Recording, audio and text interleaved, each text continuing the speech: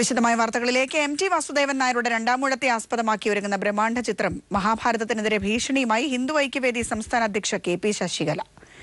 വിശ്വാസവുമായി ബന്ധപ്പെട്ട കൃതിയാണ് വേദവ്യാസന്റെ മഹാഭാരതമെന്നും അതേ പേരിൽ രണ്ടാമൂഴം സിനിമയാക്കാൻ ശ്രമിച്ചാൽ ചിത്രം തിയേറ്റർ കാണില്ലെന്നുമാണ് ഭീഷണി. ആവിഷ്കാര സ്വാതന്ത്ര്യത്തിന്റെ പേരിൽ ഹിന്ദുക്കളെ എഴുത്തുകാരുടെ വിസർജന പറമ്പാക്കാൻ ശ്രമിച്ചാൽ സംഘടിതമായി എതിർക്കുമെന്നും ശശികല പറഞ്ഞു. മോഹൻലാലിനെ കേന്ദ്ര കഥാപാത്രമാക്കി 1000 കോടി മുതൽ മുടക്കിൽ ഒരുങ്ങുന്ന ബ്രഹ്മാണ്ഡ ചിത്രം മഹാഭാരതത്തിനെതിരെയാണ് ഹിന്ദു ഐക്യവേദി അധ്യക്ഷ KP ശശികല പരസ്യ ഭീഷണിയുമായി രംഗത്തെത്തിയത്. MT വാസുദേവൻ നായരുടെ രണ്ടാമൂഴത്തെ ആസ്പദമാക്കി നിർമ്മിക്കുന്ന സിനിമയ്ക്ക് മഹാഭാരതം എന്ന പേര് നൽകാൻ അനുവദിക്കില്ല. വേദവ്യാസൻ എഴുതിയ മഹാഭാരതം എന്ന ഗ്രന്ഥത്തെ തലകീഴായി വെച്ച കൃതിയാണ് രണ്ടാമൂഴമെന്നും മഹാഭാരതം എന്ന പേരിൽ ചലച്ചിത്രമാക്കിയാൽ സിനിമ തിയേറ്റർ കാണില്ലെന്നുമാണ് ഭീഷണി. മഹാഭാരതം വേദവ്യാസന്റെ മഹാഭാരതം കഥയോടെ ഇണങ്ങി നിൽക്കുന്നതും മാത്രം എന്ത് ചവറും ഞങ്ങൾ സ്വീകരിക്കില്ല. ആവിഷ്കാര സ്വാതന്ത്ര്യത്തിന്റെ പേരിൽ അംഗീകാരം നൽകില്ല.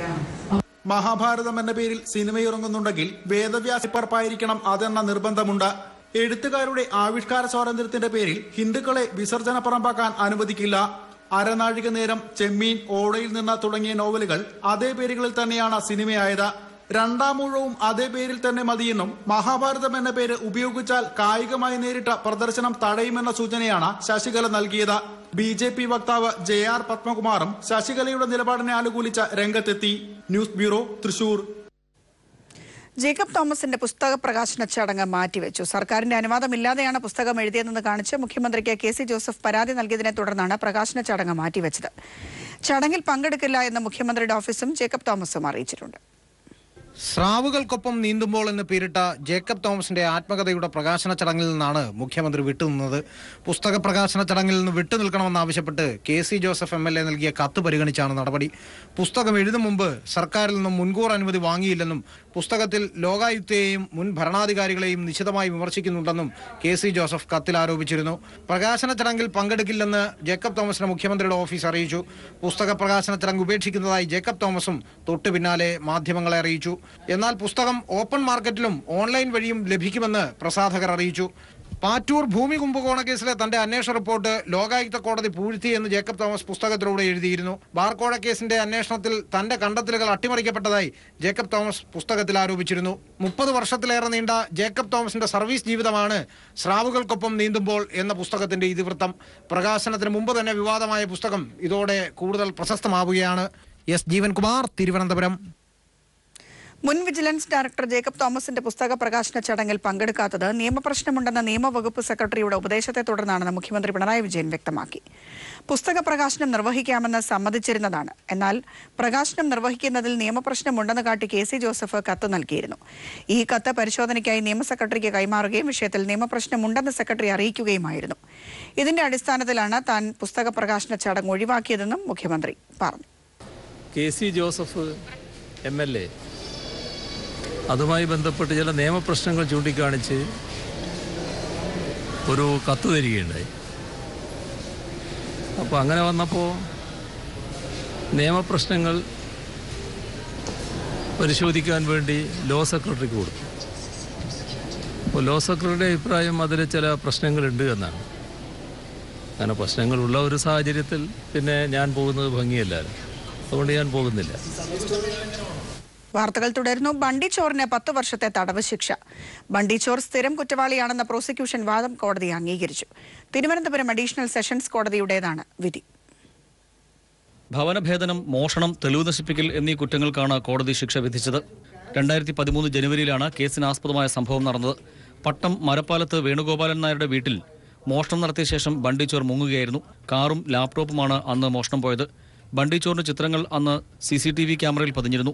പിന്നീട് ഇയാളെ പൂനെയിൽ നിന്നും കേരള പോലീസ് പിടികൂടി. കൃഷ്ണഗിരിയിൽ നിന്ന് കാറും കണ്ടെടുത്തിരുന്നു. വിവിധ പോലീസ് സ്റ്റേഷനുകളിലായി 300ഓളം കേസുകളിൽ ഇയാൾ പ്രതിയാണെന്നും അതിനാൽ സ്ഥിരം കുറ്റവാളിയായി പ്രഖ്യാപിച്ച് പരമാവധി ശിക്ഷ നൽകണമെന്നുമായിരുന്നു പ്രോസിക്യൂഷൻ വാദം.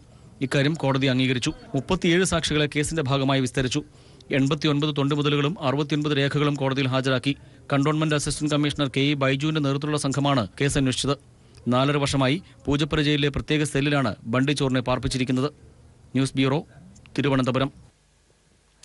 കൂത്തുപറമ്പ് UK കുഞ്ഞിരാമൻ സ്മാരക കുടീരത്തിന് നേരെ RSSന്റെ ആക്രമണം. സ്മാരക കുടീരത്തിൽ RSSകാർ കാവി പെയിന്റ് അടിച്ച് വികൃതമാക്കി. പ്രകോപനം സൃഷ്ടിക്കാനാണ് RSS ശ്രമിക്കുന്നതെന്ന് CPM കുറ്റപ്പെടുത്തി. തലശ്ശേരി കലാപകാലത്ത് വർഗീയതയ്ക്കെതിരെ പോരാടിയ CPM നേതാക്കളിലെ ആദ്യത്തെ രക്തസാക്ഷിയായിരുന്നു UK കുഞ്ഞിരാമൻ. 1971 ഡിസംബർ അവസാനം പൊട്ടിപ്പുറപ്പെട്ട തലശ്ശേരി വർഗീയ കലാപം കൂത്തുപറമ്പിലേക്ക് വ്യാപിക്കുന്ന പരിതസ്ഥിതിയിൽ മെരുവമ്പായി പള്ളി ആക്രമിക്കപ്പെടും എന്ന ഘട്ടം വന്നപ്പോൾ UKയുടെ നേതൃത്വത്തിലുള്ള CPIM വളണ്ടിയർമാരാണ് മെരുവമ്പായി പള്ളിക്ക് ചുറ്റും കാവൽ നിന്ന് പള്ളി സംരക്ഷിച്ചത്. വർഗീയതയെ മതേതരത്വം കൊണ്ട് ചെറുക്കാൻ നേതൃത്വം കൊടുത്ത UK കുഞ്ഞിരാമനെ 1972 ജനുവരി 3 RSS സംഘം കടാര കൊണ്ട് കുത്തിയത്.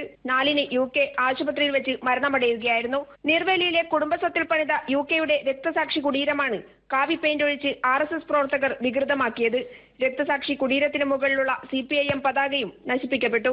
നീർവേലിയിലും കൂത്തുപറമ്പിലും സമാധാന അന്തരീക്ഷം നിലനിൽക്കുന്ന ഘട്ടത്തിലാണ് മതേതരത്വം കാത്തുസൂക്ഷിക്കാൻ നേതൃത്വം കൊടുത്ത നാടിന്റെ പ്രിയ നേതാവിന്റെ രക്തസാക്ഷി കുടീരം RSS വികൃതമാക്കിയിരിക്കുന്നത്. ഇത് കൃത്യമായും പ്രകോപനം സൃഷ്ടിക്കാനുള്ള RSS തന്ത്രമാണെന്ന് CPIM നേതാക്കൾ ആരോപിച്ചു.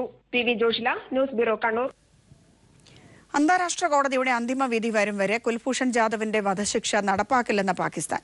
എന്നാൽ രാജ്യത്തിന്റെ നിയമമനുസരിച്ചുള്ള നിയമ നടപടികളുമായി മുന്നോട്ട് പോകുമെന്നും ഇന്ത്യയിലെ പാക് സ്ഥാനപതി അബ്ദുൾ ബാസിദ് പറഞ്ഞു. ഒരു ഇംഗ്ലീഷ് പത്രത്തിന് നൽകിയ അഭിമുഖത്തിലാണ് അന്താരാഷ്ട്ര കോടതിയുടെ വിധി അനുസരിക്കുമെന്ന് ഇന്ത്യയിലെ പാക് സ്ഥാനപതി അബ്ദുൾ ബാസിദ് വ്യക്തമാക്കിയത്. ഇതാദ്യമായാണ് പാകിസ്ഥാന്റെ ഭാഗത്തു നിന്നും വധശിക്ഷ ഉടൻ നടപ്പാക്കില്ലെന്ന സ്ഥിരീകരണം ഉണ്ടാകുന്നത്. അന്താരാഷ്ട്ര നിയമങ്ങൾ അനുസരിക്കാൻ പാകിസ്ഥാൻ പ്രതിജ്ഞാബദ്ധമാണെന്നും എന്നാൽ രാജ്യത്തെ നിയമം അനുസരിച്ച് കുൽഭൂഷൺ യാദവിനെതിരായ നിയമ നടപടികൾ തുടരുമെന്നും പാക് ഹൈക്കമ്മീഷണർ പറഞ്ഞു. വധശിക്ഷ സ്റ്റേ ചെയ്തതിനെതിരെ അന്താരാഷ്ട്ര കോടതിയിൽ അപ്പീൽ നൽകും. വധശിക്ഷ സ്റ്റേ ചെയ്തത് ഇടക്കാല ഉത്തരവ് മാത്രമാണ്. കേസിന്റെ മെറിറ്റ് അന്താരാഷ്ട്ര കോടതി പരിശോധിച്ചിട്ടില്ല. കുൽഭൂഷൺ യാദവിന് നയതന്ത്ര പരിരക്ഷ നൽകണമെന്ന കാര്യം വിധിയിൽ എടുത്തു പറഞ്ഞിട്ടില്ലെന്നും അബ്ദുൾ ബാസിദ് കൂട്ടിച്ചേർത്തു. സുരക്ഷയുമായി ബന്ധപ്പെട്ട കാര്യങ്ങളിൽ ഒരു രാജ്യവും വിട്ടുവീഴ്ചയ്ക്ക് തയ്യാറാകില്ല. തീവ്രവാദത്തിന്റെ പേരിലാണ് കുൽഭൂഷൺ യാദവ് അറസ്റ്റിലായതെന്ന കാര്യം മറക്കരുതെന്നും പാക് ഹൈക്കമ്മീഷണർ പറഞ്ഞു. കുൽഭൂഷൺ യാദവിന് ദയാഹർജി നൽകാൻ 150 ദിവസത്തെ സമയമുണ്ട്. അതുകൊണ്ട് തന്നെ വധശിക്ഷ ഉടൻ നടപ്പാക്കരുതെന്ന അന്താരാഷ്ട്ര കോടതി ഉത്തരവ് പാകിസ്ഥാന്റെ നിയമ നടപടികളെ കാര്യമായി ബാധിക്കില്ലെന്നും അബ്ദുൾ ബാസിദ് കൂട്ടിച്ചേർത്തു. News bureau, Delhi.